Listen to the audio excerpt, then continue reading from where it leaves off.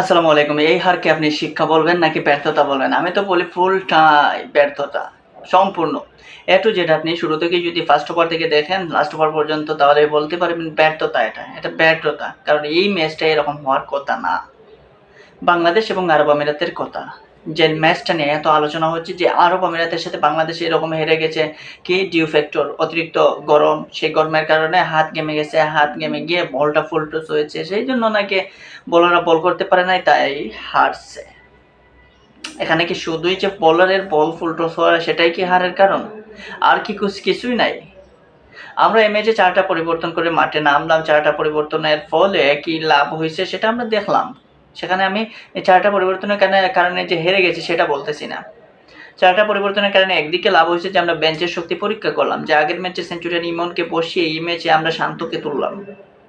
খারাপ হয় নাই, ইমনের রিপ্লেস হিসাবে শান্ত হয়তো 50 করেন নাই, শান্ত কিছুটা সময় একটা ইনিংস খেলেছেন, যাই হোক সেটাও ইম্পর্টেন্ট ছিল। কিন্তু ওপেনিংয়ে ইমনের সাথে যে অপর পার্টনার যে তানজিদ তামিম তিনি কিন্তু দুর্দান্ত শুরু করেছেন। 63-র মধ্যে তারই 50 হয়েছিল, প্রথম 63 রানের মধ্যে তারই 50। পাওয়ার প্লেতে তিনি হচ্ছেন 3 নম্বর প্লেয়ার যিনি বাংলাদেশের হয়ে পাওয়ার প্লেতেই 50 করেছেন।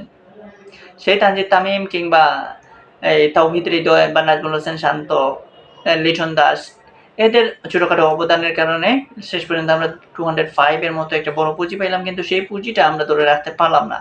আমাদের এত বাজে ফিল্ডিং করতে হলো যে সেই বাজে ফিল্ডিং এর কারণে আমরা ম্যাচটাই শেষ পর্যন্ত খুইয়ে দিলাম।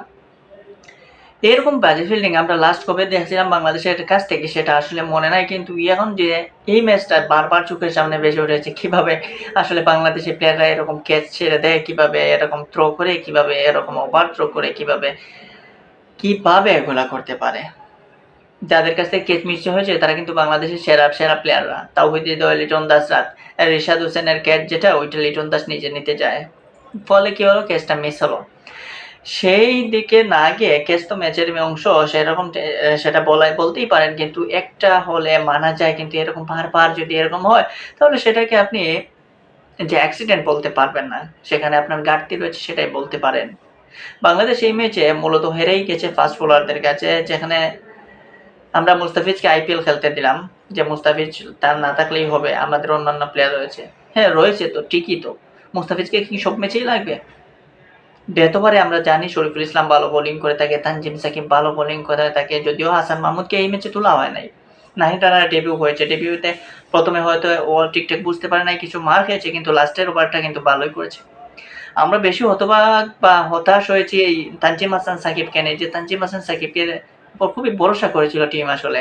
তানজিম হাসান সাকিব কিন্তু ফ্রাঞ্চাইজি লিগেও খেলেছেন, গ্লোবাল সুপার লিগেও খেলেছেন, তাছাড়া সিপিএলও চান্স পাওয়ার সম্ভাবনা বেশি।